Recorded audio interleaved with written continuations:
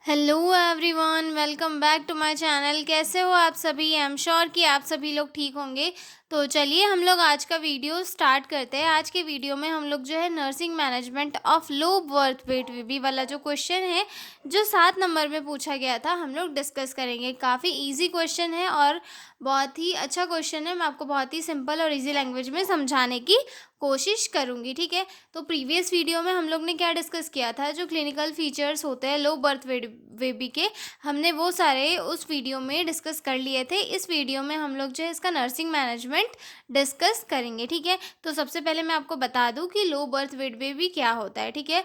तो low birth weight baby यानी कि एक ऐसा बेबी जिसका वेट बर्थ के टाइम पे 2.5 केजी से कम हो, जिसके कारण जो बच्चा है वो काफ़ी वीक होता है, उसकी स्किन काफ़ी थिन होती है, इमेच्योर होने के कारण उसका वेट कम हो सकता है, ठीक है। उसकी जो स्किन वगैरह होती है वो काफ़ी थिन होती है। बच्चा जो है इन्फेक्शन के लिए काफ़ी प्रॉन होता है क्योंकि उसकी इम्यूनिटी वीक होती है। मतलब ओवरऑल अगर हम करके मिलाएँ तो जो है एक नॉर्मल बच्चा जो होता है वो 2.5 केजी से लेकर 3.5 केजी के आसपास का होता है।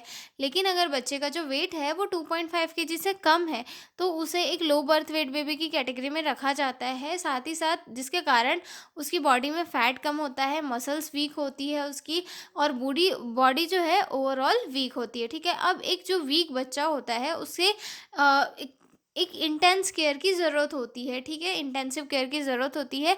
वैसे न एक इंटेंसिव केयर की ज़रूरत तो हर एक न्यूबॉर्न को होती है, लेकिन जो लो बर्थ वेट बेबी होते हैं या फिर इमेच्योर बेबी होते हैं, उन्हें जो है ज़्यादा इंटेंसिव केयर की ज़रूरत होती है। तो उन बच्चों का जो नर्सिंग मैनेजमेंट होता है वो कैसे करना है, हम इस वीडियो में डिस्कस करेंगे, ठीक है। Nursing management of low birth weight baby, मैं इसमें इंटरवेंशंस बताऊंगी जो नर्सेस को करने होते हैं एक लो बर्थ वेट बेबी के, ठीक है। जिसमें सबसे फर्स्ट आता है मेंटेन बॉडी टेम्परेचर। नर्सेस को क्या होता है, जो बच्चे होते हैं उनका बॉडी टेम्परेचर मेंटेन करके रखना बहुत इंपॉर्टेंट होता है, क्योंकि एक जो नॉर्मल बच्चा होता है जब वो बाहर आता है मदर के वोम से, तो उसके पास मतलब अच्छी खासी उसकी बॉडी होती है, वो आउटर इन्वायरमेंट में सर्वाइवल के लिए प्रिपेयर होता है। लेकिन जो इमेच्योर बेबी होता है या फिर जो वीक बेबी होता है, वो अंदर से जो है एकदम बाहर आता है, तो उसे एकदम अलग इन्वायरमेंट मिलता है, ठीक है। और साथ ही साथ वो सर्वाइवर के लिए उतना प्रिपेयर नहीं होता है, जिसके कारण जो है उसे वार्म इन्वायरमेंट की ज़रूरत होती है। अब वुम के अंदर जो इन्वायरमेंट था वो काफ़ी वार्म था, लेकिन बच्चा जैसे डिलीवरी के बाद बाहर आया तो उसे एकदम थोड़ा ठंडा माहौल मिला, तो जिसमें सर्वाइव करने के चांसेस उसके कम होते हैं, क्योंकि वेट पहले से ही कम है, बॉडी वैसे ही कमज़ोर है, मसल्स उतनी प्रॉपर है नहीं, respiratory system, digestive system, nervous system या फिर सर्कुलेटरी सिस्टम वो भी इतना स्ट्रांग है नहीं, इम्यूनिटी इतनी स्ट्रांग नहीं है। तो इन सारी चीज़ों के कारण क्या होता है, बच्चे के सर्वाइव करने के चांसेस कम होते हैं। साथ ही साथ उसका जो टेम्परेचर होता है वो अंदर से बाहर आने के बाद एकदम से चेंज हो जाता है, ठीक है।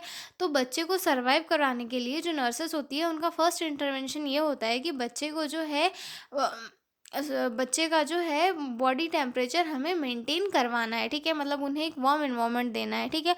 अब उसके लिए क्या क्या इंटरवेंशन करेंगे, keep the baby warm environment in incubator और अंडर रेडिएंट फॉर्मेट फॉर्मेट, मतलब बच्चे को जो है वार्म एनवायरनमेंट में रखने के लिए इंक्यूबेटर में रख सकते हैं या फिर रेडिएंट फॉर्मेट में रख सकते हैं, ताकि उसे वहाँ पे वार्म इन्वायरमेंट रखे, वार्म इन्वायरमेंट मिले और साथ ही साथ बच्चा अच्छे से सर्वाइव कर पाए, ठीक है।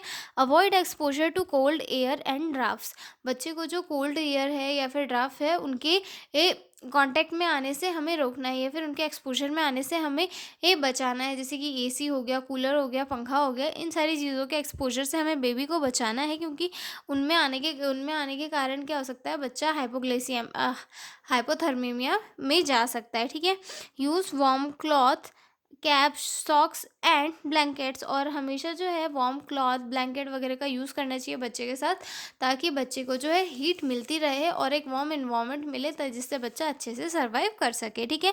इनकरेज केएमसी यानी कि kangaroo mother care, mother father को इनकरेज करना है कि आप बच्चे को जो है केएमसी दो, जिससे बच्चे को जो है एक वार्म इन्वायरमेंट मिलेगा, तो बच्चा क्या है अच्छे से सर्वाइव कर पाएगा।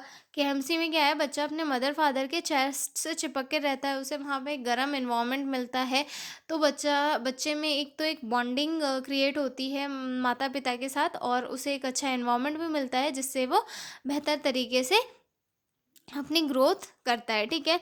मॉनिटर टेम्परेचर फ्रिक्वेंटली, और बच्चे का जो है हमें टेम्परेचर फ्रिक्वेंटली मेंटेन करके रखना है, मॉनिटर करते रहना है। उसका जो नॉर्मल टेम्परेचर होता है वो 36.5 डिग्री सेल्सियस से 37.5 डिग्री सेल्सियस तक का होता है, तो हमें ये प्रॉपरली मॉनिटर करते रखना है, ठीक है। उसके बाद नेक्स्ट इंटरवेंशन आता है मेंटेन न्यूट्रिशन एंड हाइड्रेशन, ठीक है। अब बच्चा है, बच्चा मदर के वूम से बाहर आया है, तो उस टाइम पे उसका जो हाइड्रेशन भी मेंटेन करना बहुत इंपॉर्टेंट होता है, और साथ ही साथ न्यूट्रिशन, क्योंकि बच्चा जो है उसे मतलब ज़्यादा इंटेंसिव केयर की ज़रूरत है। अगर उसे हाइड्रेशन, न्यूट्रिशन वगैरह प्रॉपर तरीके से मिलेगा तो बच्चा अच्छे से सर्वाइव कर पाएगा, ठीक है। Breast milk is breast provide express provide expressed breast milk if baby can't सक प्रॉपरली। जो बच्चा होता है उसके लिए जो ब्रेस्ट मिल्क होता है वो काफ़ी बेस्ट होता है, मतलब सबसे बेस्ट तो वही होता है। लेकिन अगर कुछ चांसेस में जो बच्चा है वो वीक होता है, जिसके कारण वो अच्छे से सक नहीं कर पाता, चूस नहीं पाता, तो उस कंडीशन में हमें बच्चे को जो है एक्सप्रेस्ड मिल्क देना है, मतलब जो मदर के ब्रेस्ट से निकाला गया है और हम उसे जो है किसी अदर निप्पल के थ्रू बेबी को देते हैं, तो वो हमें प्रोवाइड करना है, ताकि बच्चे की जो न्यूट्रिशनल नीड्स है वो कंप्लीट हो सके, ठीक है। Feed small amount frequently to prevent vomiting and hypoglycaemia, और बच्चे को जो है छोटे छोटे अमाउंट में हमें फीड कराना है, मतलब इकट्ठे ही पूरा खाना नहीं दे देना है, छोटे छोटे अमाउंट में ही बच्चे को खाना देना है, ताकि बच्चा जो है वॉमिटिंग वगैरह ना करे और हाइपोग्लाइसेमिया की कंडीशन में भी ना जा सके, ठीक है।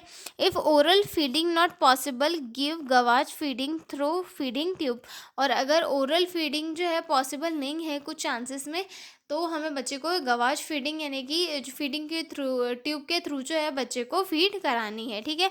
Monitor daily weight gain and urine output, और बच्चे का जो वेट है वो डेली कितना बढ़ रहा है, क्योंकि जो न्यूबॉर्न होता है उसका जो वेट होता है वो 1 वीक में थोड़ा कम होता है, उसके बाद जो है बढ़ता है, तो हमें उसका जो वेट है वो प्रॉपर इसमें कंटिन्यूअसली चेक करते रहना है, और यूरिन आउटपुट भी, कि बच्चे का यूरिन आउटपुट कितना हो रहा है और वेट गेन कितना हो रहा है, बच्चा ग्रोथ कर रहा है या नहीं कर रहा है, ओके। उसके बाद जो है थर्ड इंटरवेंशन आता है मेंटेन एयरवे एंड ब्रीथिंग, ठीक है। अब अब होगी हमारी न्यूट्रिशन वाली बात, अब हम जो है एयरवे और ब्रीथिंग पे आ जाएंगे, ठीक है। कि बेबीज एयरवे क्लियर, बेबी के जो एयरवे है उन्हें हमेशा क्लियर रखना है, उसके माउथ में सेक्रेशन वगैरह तो नहीं है, उन्हें जेंटली जो है हमें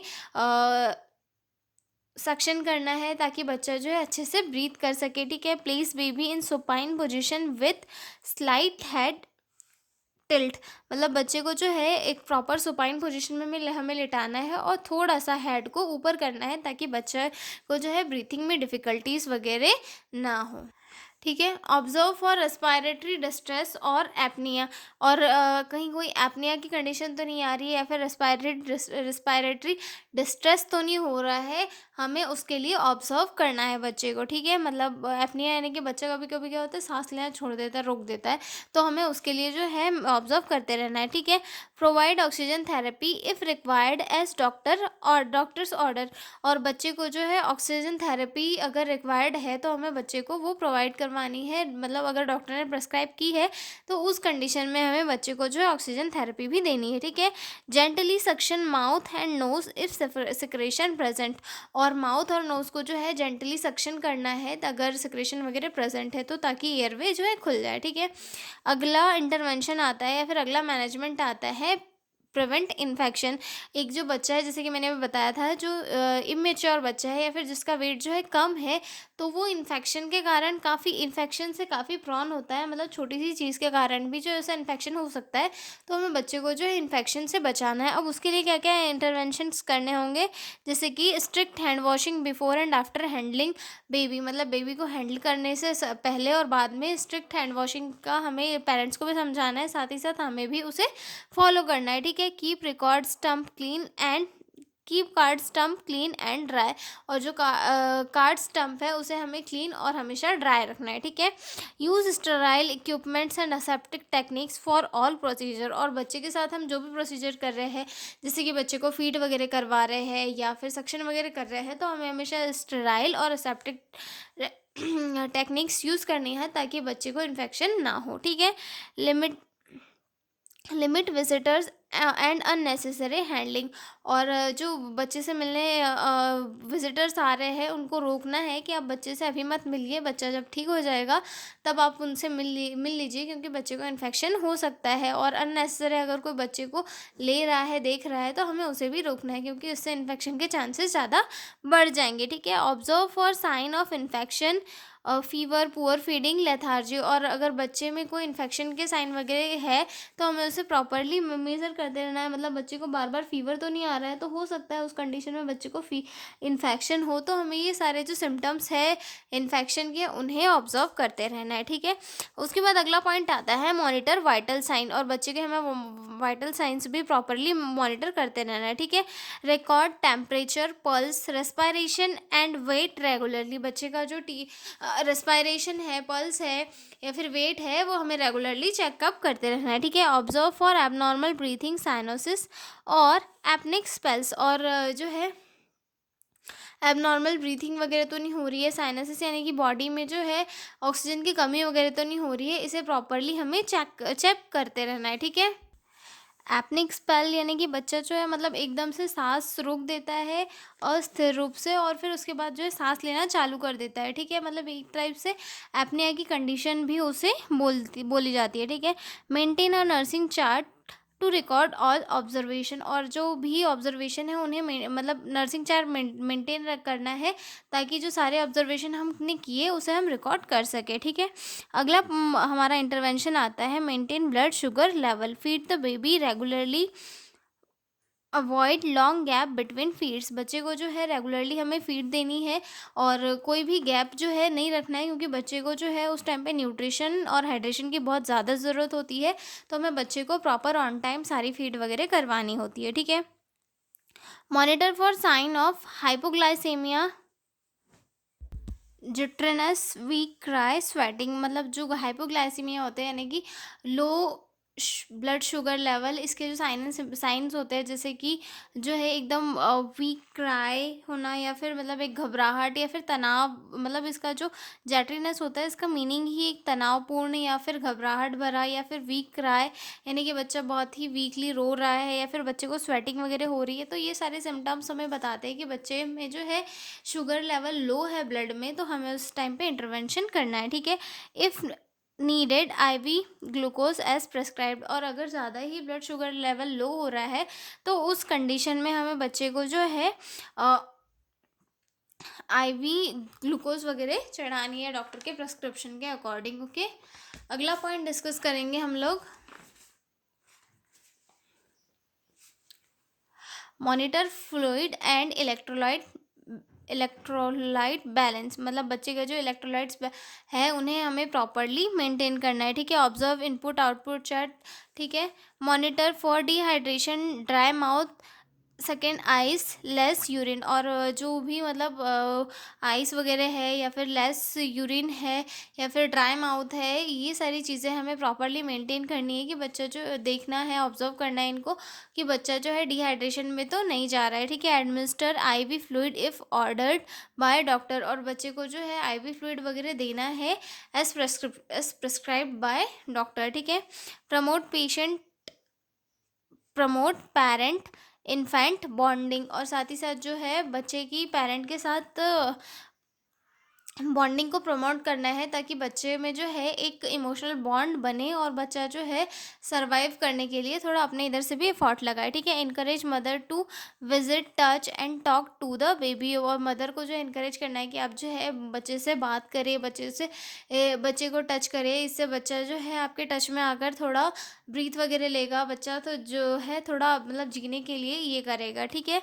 teach kangaroo mother care and feeding techniques. ठीक है। बच्चे को जो है मतलब मदर को जो है कंगारू मदर टेक्निक्स वगैरह के बारे में सिखानी है, फीडिंग टेक्निक्स सिखानी है, ताकि बच्चे को कि वो अच्छे से केयर कर सके। ठीक है।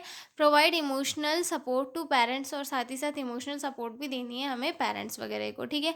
उसके बाद सबसे इंपॉर्टेंट और अगला पॉइंट आता है हेल्थ एजुकेशन टू मदर, की हमें मदर को सिखाना है कि आपको बच्चे की केयर कैसे करनी है। ठीक है। Important importance of exclusive breast feeding. Mother को जो है हमें एक्सक्लूसिव ब्रेस्ट फीडिंग की इम्पॉर्टेंस समझानी है कि भाई आप, अगर आप बच्चे को जो है सिर्फ 6 महीने तक बच्चे को जो है सिर्फ 6 महीने तक अपना ब्रेस्ट मिल्क पिलाएंगी तो वो बच्चे के लिए कितना अच्छा होगा, साथ ही साथ वो उसकी ग्रोथ और डेवलपमेंट के लिए भी काफ़ी इम्पॉर्टेंट रहेगा। आप जो है बच्चे को 6 महीने तक सिर्फ और सिर्फ अपना दूध पिलाइए, उसके अलावा कुछ नहीं। उसके बाद धीरे धीरे ये जो है विनिंग की प्रोसेस, मतलब धीरे धीरे जो है solid, semi solid, fluid, liquid जो डाइट है उसे स्टार्ट कीजिए, ताकि बच्चे का जो है ग्रोथ भी हो प्रॉपर तरीके से और बच्चे को जो है न्यूट्रिशन भी मिल सके। ठीक है। साइन ऑफ डेंजर, नहीं, temperature maintenance and hygiene. Mother को जो है बच्चे का टेम्परेचर मेंटेनेंस और हाइजीन के बारे में सिखाना है। ठीक है, कि आपको जो है बच्चे को हमेशा गर्म कपड़ों में रखना है, पंखे कूलर की हवा में नहीं सुलाना है, वार्म हवा से वार्म इसमें रखना है, ठंडी हवा से बच्चे को बचाना है, और जो है हाइजीन मेंटेन करके रखनी है। ठीक है। Sign of danger, poor feeding, yellowing, breathing difficulty. और जो साइन होता है डेंजर के, कि बच्चा जो है किसी सीवियर इसमें जा रहा है, तो उसके साइन जैसे कि बच्चा पुअर फीड कर रहा है, मतलब दूध नहीं पा रहा है, या फिर उसकी जो स्किन है वो येलो हो रही है, या फिर बच्चा जो है प्रॉपरली ब्रीथ नहीं कर पा रहा है, तो ये सारे साइन हमें मदर को समझाने हैं, ताकि मदर जो है वो, अगर बच्चे में ये सिम्टम्स दिखे तो जल्दी से जो है क्लिनिकल केयर के लिए कांटेक्ट कर सके। ठीक है। Follow up visit and immunisation schedule. और साथ ही साथ मदर को जो है बच्चे के इम्यूनाइजेशन शेड्यूल के बारे में अच्छे से समझाना है, कि भाई आपको जो है बच्चे को इतने इतने टाइम पे ये टीके लगाने हैं, तो आप जो है प्रॉपर टाइम पे बच्चे को टीके लगवा दीजिएगा। ठीक है। तो ये हो गया हमारा नर्सिंग मैनेजमेंट और सारा ही एक लो बर्थ वेट बेबी वाला क्वेश्चन। तो मिलते हैं हम अगले क्वेश्चन में एक नए वीडियो में। और हाँ, अगर आपको पीडीएफ नोट्स चाहिए हो तो डिस्क्रिप्शन में मेरा मेल दिया हुआ है, उस पर कांटेक्ट करके आप लोग पीडीएफ नोट्स ले सकते हो। तो मिलते हैं अगले वीडियो में, तब तक के लिए बाय बाय।